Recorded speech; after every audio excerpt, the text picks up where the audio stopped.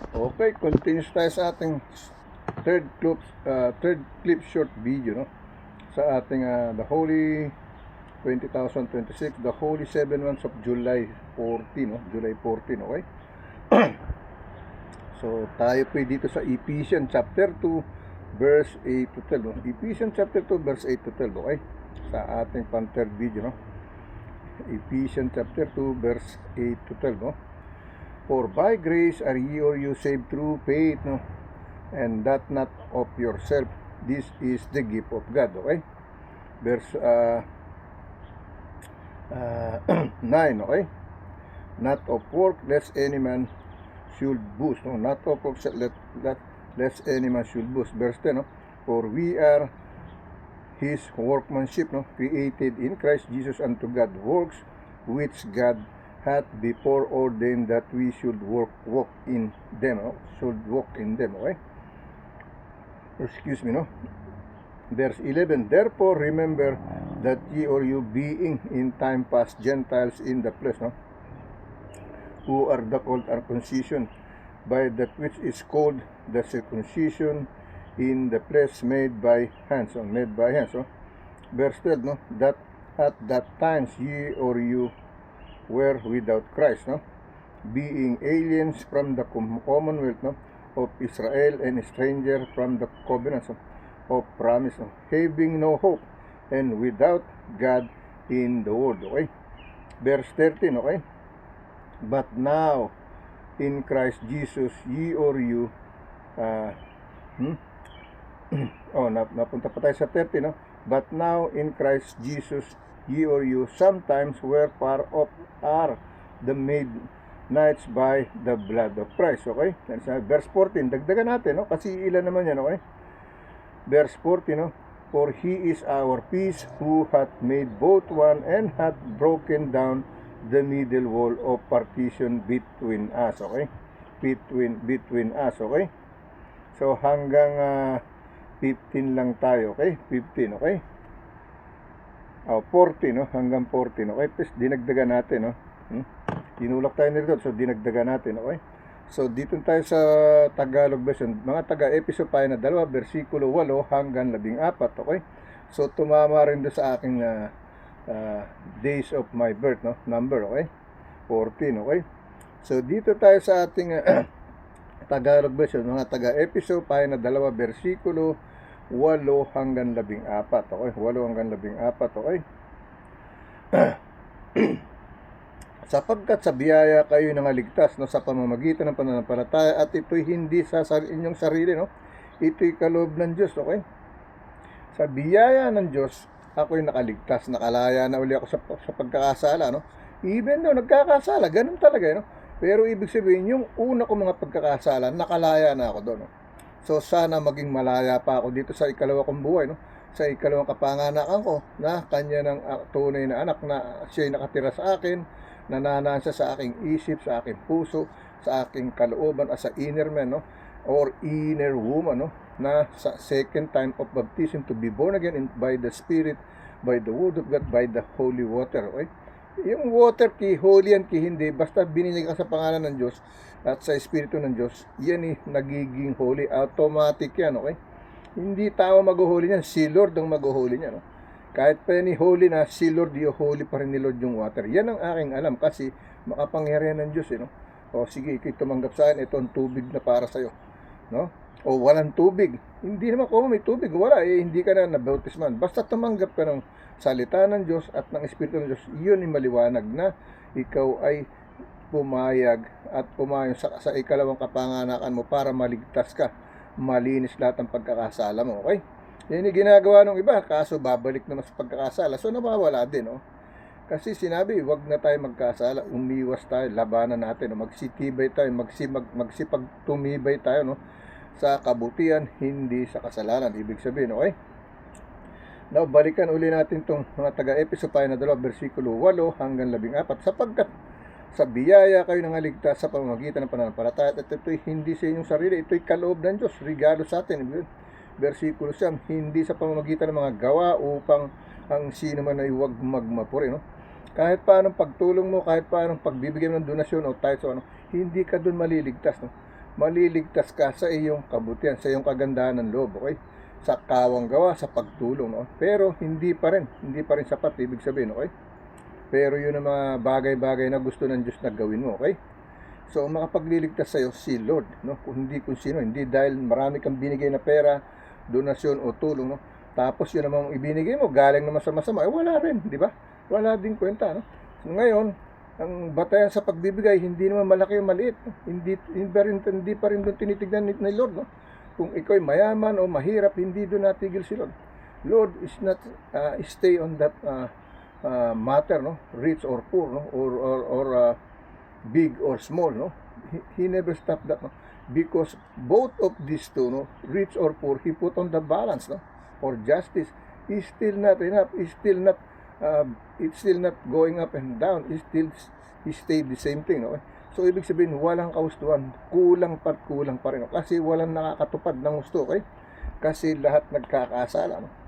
Maybe you can take sweet word, no? You know, sweet word, matamis na mga salita, no? Nakakakumbinsi, nakakahikayat, okay. No, you're good on that, that's fine, no? But it doesn't mean you are perfect. You are the one who's going to be saved, not all of us, no? Sabi nga ng iba, oh, that's why they hate this Christian. He said, oh, you think because you're the one who's going to be saved, we are a sinner, we are not saved. We're not saying that. You are the one who's saying that, no? We are not judging you that way, no? Because God is invited to all of us to surrender Himself to Him, follow with Him, live like Him, take His cross, and walk with Him, no? Live like Him, walk with Him, take your cross and follow Him. Yun ang tamang ano, okay? Yun ang ibig niya sabihin, no? Sumunod tayo sa Kanya, no? Okay? Hindi pag nabinyagan na proud tuwan-tuwa ka na tapos palpak na naman, okay? Don't do that to yourself because the Holy Spirit of God is gonna be away from your body again, no? You invite Him to live with you, and then suddenly you go back to your old life, your old ambition, addiction, etc. It's not gonna be going through, okay? So you're trying to stop the spirit of the Holy Spirit, no? The light of the Holy Spirit. You're trying to kill the light, no? Okay? The bright light, no? To be brighter and more and grow up, no? As a child of God, no? As the holiness love of God in your heart, in your mind, in your immortal body, in our human flesh, with our Holy Ghost, with the Holy Spirit of God, okay? Kasi hindi ka pa rin tumatalikod sa mga lumang mga ambisyon mo, babae, lalaki, alak, droga, no? Tapos tattoo dito, tattoo doon, no? Hindi. Once na you know about what Jesus commandments, you have to follow that, no? You have tattoo, tas hindi na finish, so kailangan patapos ko to. Hindi na. Wala na kasing kwenta yun. Wala naman kasaysayan yan, eh. I'm not judging you because you're a sinner because you do it. But let me tell you, that is nothing. That is nothing. Sa bagay, iba, hindi na nanghihinayan kasi kasiyahan nila, masaya sila. But God doesn't want to be that way, no? Ayaw ng Diyos na kayo magkadumi sa katawan, no? Pero gusto niya, wala naman siya magagawa. No? Karapatan nyo kasi ginawa kang malaya, no? So gusto mo magtatot. Tato mo lahat yung buong katawan, pati mata mo, dila mo, kasalanan mo na yan. Kasi alam mo na eh. Alam mo na. May kamag-anak ka na. May iba pang tao kang naririnig, napapanood, napapakinggan. Hindi ka lang nasunod. Hindi ka nakikinig, okay? Bagamat ikay minamahal niya, ipinagdarasal niya, pinanalangin niya, maligtas ka ng iyong pamilya, pero ikaw, hindi ka talaga tumutupad at sumusunod sa salita ng Diyos, okay? Yun ang importante sa ating bawat tao, okay? So, balikan uli natin, no? Versikulo 8, sapagkat sa biyaya kayo nang ligtas sa pamamagitan ng pananampalataya, at ito hindi sa inyong sarili, kundi sa inyong sarili, ito'y kaloob ng Diyos. Okay, versikulo 9, hindi sa pamamagitan ng mga gawa upang ang sino man ay huwag magmapuri. Okay, ito po, dahil nagmamapuri, hindi ako nagmamapuri kasi alam kong kulang pa rin itong ginagawa ko, no?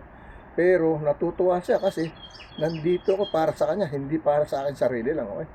Kung hindi sa kanyang salita. Kaya ako nandito, no? Mainis kayo sa akin, bayamot kayo sa akin, ayaw nyo lang panoorin, that's fine. I'm not gonna force you, I'm not gonna kneel from you. I'm gonna try to save you in a nice way, no? Not in a forced way, not to please you. Hindi ko ay susuyuin, hindi ko ay, no, sa mahinahon, no?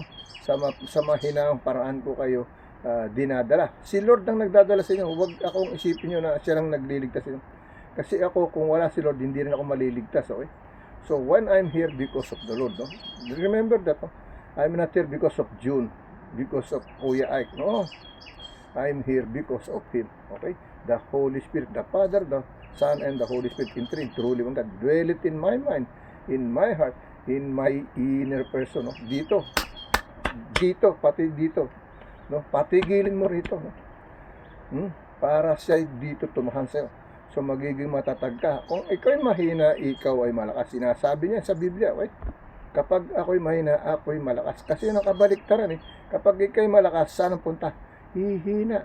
Siyempre napapagod ang tao, no? Pero ang Diyos lang, wala kapaguran. Kaya siya lang ang perfecto. Tayo hindi tayo perfect. Kahit sino sa atin, walang perfecto, okay? That's the way it is, okay? But we are serving the Lord God. We obey to Him. That's the point, okay?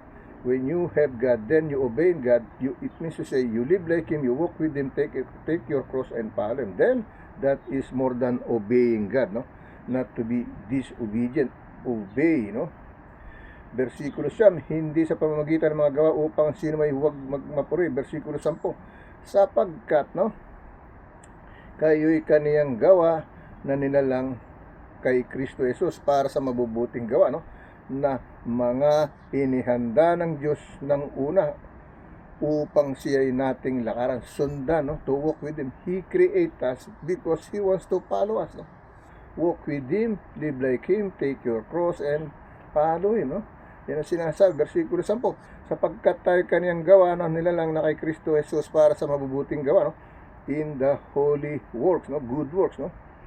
Na mga inihanda ng Diyos una upang siya nating lakaran. Versikulo 21, kaya nga alalahanin ninyo na kayo'y noong una mga hintil sa laman, tinawag na di pagtutuli, niyong tinatawag na pagtutuli sa laman na ginawa ng mga kamay, okay?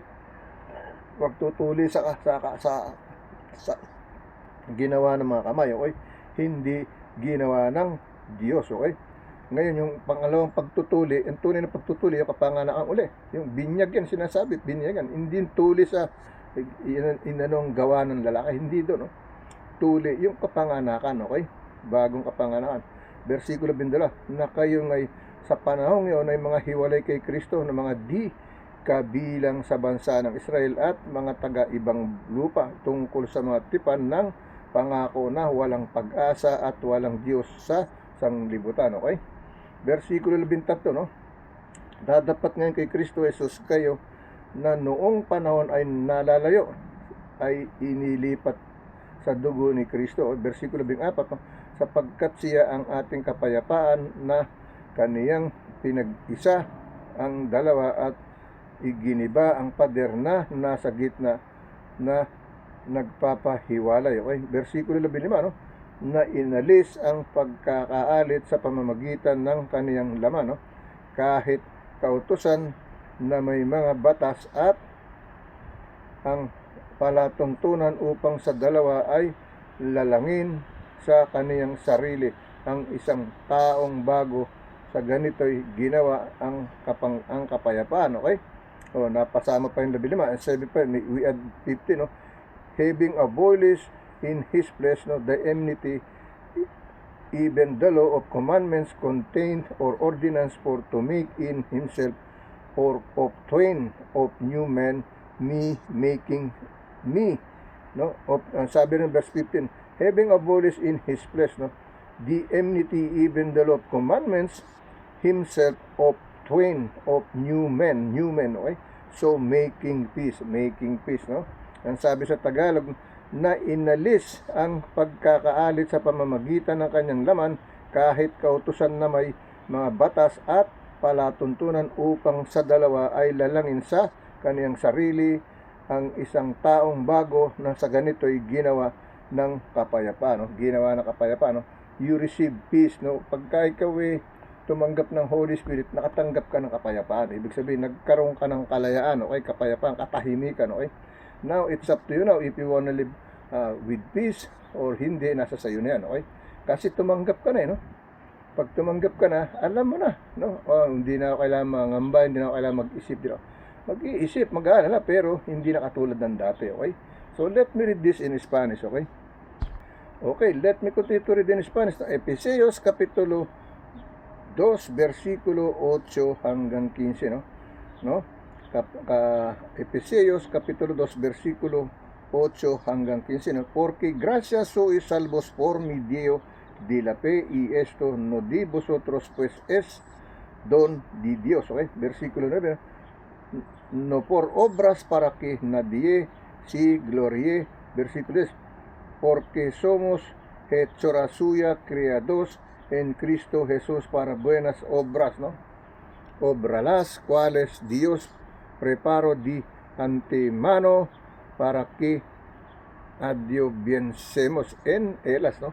Versículo 11, ¿no? Por tanto, acordaos de que en otro tiempo vosotros los gentiles, en cuanto a la carne, erais llamados en circuncisión, ¿no? Por la llamada circuncisión hecha con mano en la carne. Versículo 12, ¿no? En aquel tiempo estabais en Cristo, alejados de la ciudadanía de Israel y ajenos, ¿no? Y los pactos de la promesa, sin esperanza y sin Dios en el mundo. Versículo 13, ¿no? Pero ahora en Cristo Jesús vosotros, ¿no? Que en otro tiempo estabais lejos, habíais sido hechos cercanos por la sangre de Cristo, ¿eh? Versículo 14, ¿no? Porque Él es nuestra paz, que de ambos pueblos hizo uno, derribando la pared intermedia de separación, ¿ok? Versículo 15, ¿no? Aboliendo hizo carne las enemistades, la ley de los mandamientos trazados, ¿no?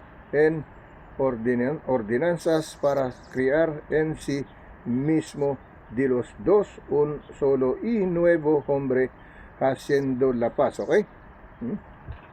Alright, yan yung ating Ephesians chapter 2 verse 8 to 15, okay? Now, let's go to the other scripture chapter verse. Dito tayo sa ating 1 Peter, no? Chapter 9 verse 1 Peter chapter 3. 1 Peter chapter 3 verse 9 to 13, no? 1 Peter chapter 3 verse 9 to 13, okay? Here is the message. Not rendering evil of evil, no? Or railing for railing, but contrariwise, no?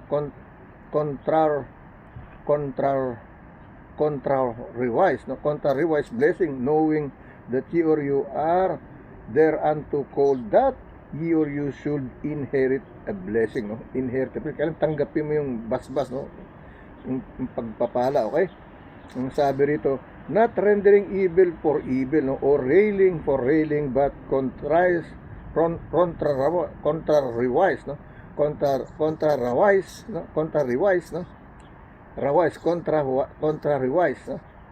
Contrariwise blessing, no? Knowing that ye or you are thereof called, that ye or you should inherit a blessing. Verse 10, no? For he that will love life, no? And see good days, no? For he that will love life and see, no? And see good days, no? Let him refrain his tongue, no? From evil, and his lips that they speak no guile, no? Speak no guile, okay? And sinabi, verse 11, no? Let him eschew evil and do good. Let him seek peace and ensure it, okay? Verse 11, no? Verse 11, let him eschew evil and do good. Let him seek peace and ensure it. Verse 12, no? For the eyes of the Lord are over the righteous, and his ears are open unto their prayers, no? But the face of the Lord is against them that do evil. Against them that do evil, okay? Verse 13, okay? And who is that will harm you, if ye or you followers of that which is good, okay? Yan ang sinasabi, no? Alright? Sama natin ang verse 14, no? But if ye or you suffer for righteousness' sake, happy are ye or you are, be not afraid of their terror, neither be troubled. Okay? Yan ang sinasabi ng verse 14, okay? So, dito tayo sa ano, no? Alright, basahin natin sa Tagalog version. 1 Pedro 5:3, versikulo 9 hanggang 14, okay? Dinagdag natin yung 14, okay? So here is the message in Tagalog version, no? 1 Pedro kapitulo 3, versikulo 9, versikulo 9 hanggang 14, no? Sa Spanish, 1 Pedro kapitulo 3, versikulo 9 hanggang 14, okay? I didn't read it in Spanish yet. You can read it by yourself because your language is Spanish and English, okay? If you know my language, fine. If you want to learn about my language, so listen to my word, no? In our language, Tagalog, no? Philippines, okay? Dito tayo sa 1 Pedro 5:3, versikulo 9 hanggang 14, oh. Na wag ninyong, no? Na wag ninyong gantihin ng masama ang masama o alipusta ang pag-alipusta, kundi ng pagpapala, sapagkat dahil dito kayo'y tinawag upang kayo'y mangagmana ng pagpapala, okay? Versikulo 10, sapagkat ang magnais umibig sa buhay ay makakita ng mabubuting araw, no? Ang magpigil sa kanyang dila sa masama, no? Ay kaniyang mga labi ay huwag magsalita ng daya, no? Versikulo 11, no? At tumalikod siya sa masama at gumawa ng mabuti, no? Hanapin ang kapayapaan at kaniyang sundan, no? Find the peace and walk, no, through them, okay? Versikulo 12, sapagkat ang mga mata ng Panginoon ay nasa mga matuwid, no? At ang kaniyang mga pakinig ay sa kanilang mga daing, okay? Versikulo daing, ngunit ang mukha ng Panginoon ay laban sa mga nagsisigawan ng masama, no? The face of the Lord, no? It's against to those who making bad, okay? Ngunit ang mukha ng Panginoon ay laban sa mga nagsisigawan ng masama. Versikulo 23, at sino ang sa inyo ay aapi kung kayo'y mapagmalasakit sa mabuti, no?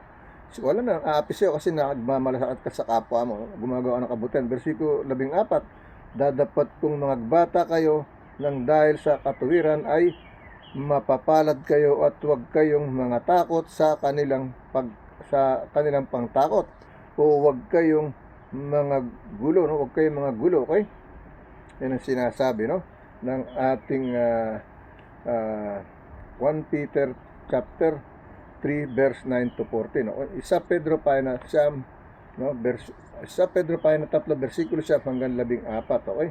Now let me read that in Spanish, okay? Okay, let me continue to read in Spanish, no? 1 Pedro, no, kapitulo 3, versikulo 9 hanggang 14, okay? Here is in Spanish, no? No devolviendo mal por mal ni maldición por maldición, sino por el contrario, bendiciendo, sabiendo que pues te es y llamados para que heredees bendición. Versículo 10, porque el que quiere amar la vida y ver días buenos, reprene su lengua de mal y sus labios no hablen engaño. Versículo 11, ¿no? Versículo 11, ¿no? Apartese del mal y haga el bien, busque la paz y sígala, ¿ok? Versículo 12, ¿no? Porque los ojos del Señor están sobre los justos y sus oídos atentos a su oración, pero el rostro del Señor está contra aquellos que hacen el mal, ¿eh? Sinasabi ng versikulo 12, no? Let's go to 13 and 14, no? Y quen as aquel que os podrá hacer daño si vosotros sigues el bien, ¿no? Versículo 14, ¿no? Mas también si alguno cosa pedesees por causa de la justicia, bienaventurados si os por tanto no os admirenteis por temor de ellos, no os contorbies, okay? Yan ang sinasabi, no? Now, let's go to the last one that meron pa tayong isa pa, no? Sa ating last one, okay? Sa ating Revelation, no? Revelation chapter 12, verse 7 to 11, no? Revelation chapter 12, verse 7 to 11, okay? Here is the message, no? And there was in heaven, no, Michael and his angel fought against the dragon, no? And the dragon fought in his angels, okay? Verse 8, no? and privilege that neither was their place found anymore in heaven. No? Verse 9, no? And the great dragon was cast out, no? That old serpent called the devil and Satan, which deceived the whole world. He was cast out into the earth, no? And his angels were cast out with him. Okay? Verse 10, no?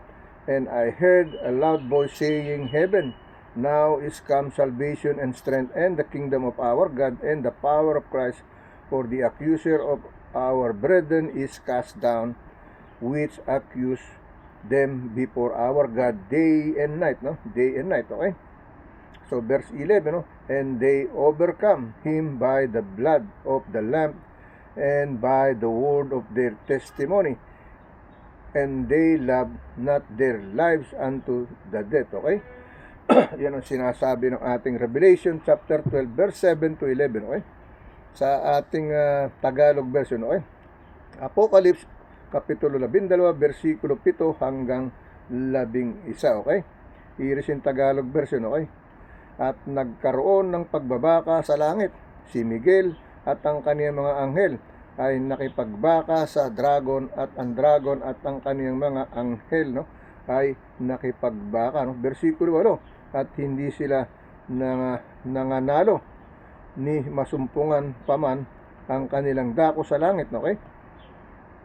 Versikulo 9, no? At inihagis ang malaking dagon at matandang ahas at tinatawag na Diablo, no? At Satanas ang dumaya sa buong sanlibutan. Sila'y inihagis sa lupa, at ang kaniyang mga anghel ay inihagis na kasama niya, no? Versikulo 10, at narinig ko ang isang malakas na tinig na sa langit, no, na nagsasabi, ngayon dumating na ang kaligtasan at ang kapangyarihan, no, at ang kaharian ng ating Diyos at ang kapamahalan sa kaniyang Kristo, sapagkat inihagis na ang taga-sumbong sa ating mga kapatid, na siyang sa kanila'y nagsusumbong sa harapan ng ating Diyos araw at gabi, no? Versikulo 11, at siya'y kanilang dinaig dahil sa dugo ng kordero at dahil sa salita ng kanilang patoto, at hindi nila iniibig ang kanilang buhay hanggang sa kamatayan, okay? Yan ang sinasabi, no? Ang sabi rito, no, sa versikulo 10, no, at narinig ko ang isang malakas na tinig, no, sa langit, at na nagsasabi, ngayon dumating ang kaligtasan, no, at ang kapangyarihan at ang kaharian ng ating Diyos at ang kapamahalan ng kaniyang Kristo, sapagkat inihagis na ang mga taga-sumbong sa ating mga kapatid, na siyang sa kanila ay nagsumbong sa harapan ng ating Diyos, no, araw at gabi, okay? Yan ang sinasabi, no? Versikulo 11, at siya kanilang dinaig dahil sa dugo ng kordero at dahil sa salita ng kanilang patoto, at hindi nila inibig ang kanilang buhay hanggang sa kamatayan, okay? So hindi nila pinagpahalagan, ibig sabihin, no? Binaliwala nila ang Diyos, no? Let me read in Spanish, okay? Okay, let me continue to read in Spanish, no?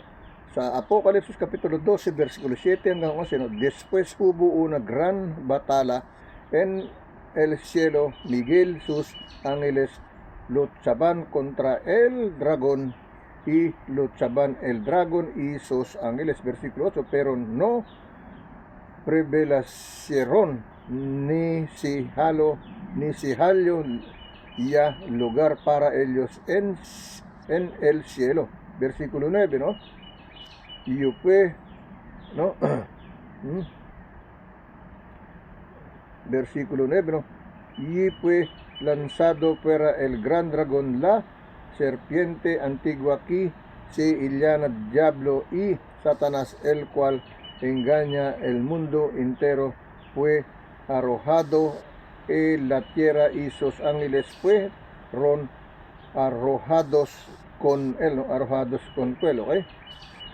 So nabasa pa na no, arrojado con él, no? Versículo 10, no? Entonces oí una gran voz en el cielo que decía, ahora ha venido la salvación, el poder y el reino de nuestro Dios y la autoridad de Jesucristo, porque ha sido lanzado fuera el acusador de nuestros de nuestros hermanos, el que los acusaba delante de nuestro Dios día y noche, ¿no? Versículo 11, ¿no? Y ellos le han vencido por medio de la sangre del Cordero y de la palabra del testimonio de ellos, y menospreciaron sus vidas hasta la muerte. Okay? Yan ang sinasabi ng ating Revelation chapter 12 verse 8 to verse 7 to 11. Okay? Revelation chapter 12 verse 7 to 11. Okay? Now, closing prayer na po tayo. No? Closing prayer na. Lord God, once again, here I am to thank you for guiding me, to teach me everything you want me to be, to say your will, not only my will, to say what you want to say, Lord God, not only because I want to say, but I leave it to you everything, Lord God. With your Holy Spirit, use my body and soul, with my immortal body, with my human flesh, no? With my tongue, with my voice, with your will, not only by my will, but with your will, with love and peace, no? That you are our God, my Lord, the Father, the Son, and the Holy Spirit, in my truly one God. In your holy mighty name, Jesus, amen. Lord, healing prayer for all of us.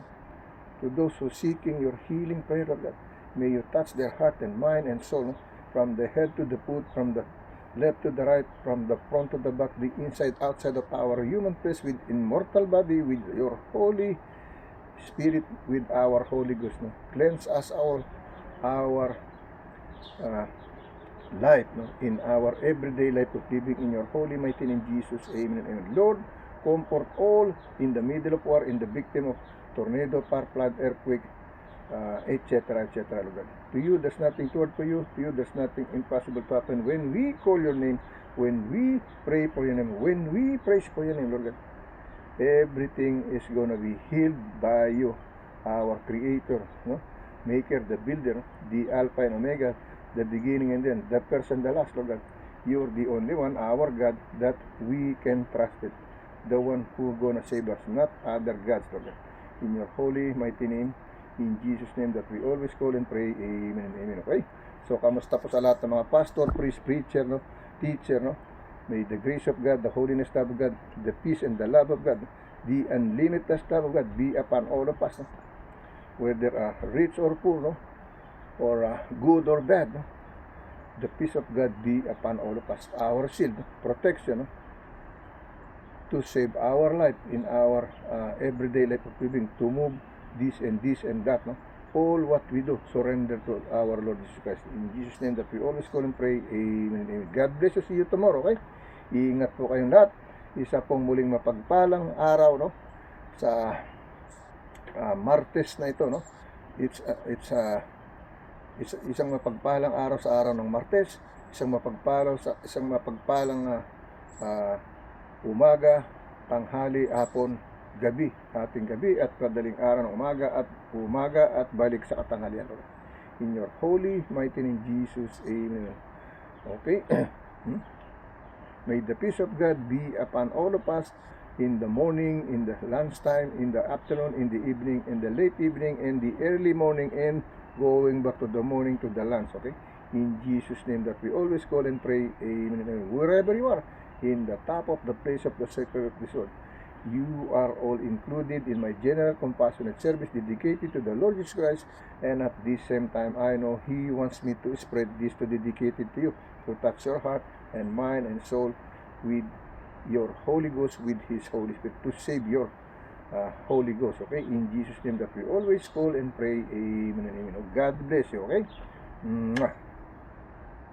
Happy birthday po kay Senator Peter Alan Cayetano, no? May pahabol po ako, no? So, wag nating husgahan si Senator Robin Padilla, no? Kung ano ang kanyang alam o ano, hindi po batayan yan, okay? Ang batayan po dyan ay ang totoong pagsisilbi sa kapwa-tao, no? Pagmamahal sa bayan, okay? Pagmamalasakit sa kapwa-tao. Babae, lalaki, dumami ang asawa, kasalanan, alam nila yan, no? Wala naman tayong taong hindi nagkakasala, no? Pero when it comes to protect our country, ay bow for him, okay? Pero lahat nagkakasala, walang hindi, no? Walang walang kasalanan, no? Kaya lang sobra-sobra, kawawa naman ang taong bayan, no? Maawa naman tayo sa ating bansa, sa ating mga mamamayang Pilipino, okay? God bless you po, no? God bless Philippines, God bless America, God bless other state, country, no? In Jesus' name that we always call and pray, amen and amen, okay? Mwah.